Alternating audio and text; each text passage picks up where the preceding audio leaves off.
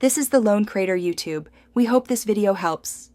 In this video, I will explain how to make bone broth for health using an easy method. First, gather your ingredients.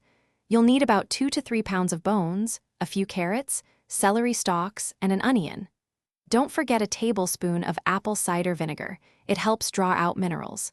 This simple combination forms the foundation of a nutritious broth. Once your ingredients are ready, you can begin the cooking process. If you like, roast your bones first for about 20 minutes at 400 degrees Fahrenheit. This adds a richer flavor. Then, place everything into your pot and cover it with cold water, ensuring all ingredients are submerged. Bring it to a boil, then immediately reduce the heat to a low simmer. The simmering time is crucial for extracting all those beneficial compounds. For chicken bones, aim for 12 to 24 hours. If you're using beef bones, let it simmer for 24 to 48 hours. Remember to skim off any foam that rises to the top during the first few hours.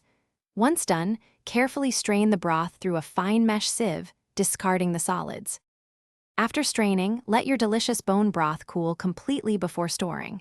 You can keep it in airtight containers in the refrigerator for up to 5 days. For longer storage, freeze it in smaller portions. It will last for up to 6 months. Enjoy your nutrient-rich broth on its own, or use it as a base for soups, stews, and sauces. It's a wonderful addition to a healthy diet. Thanks for watching. Consider subscribing if we helped you.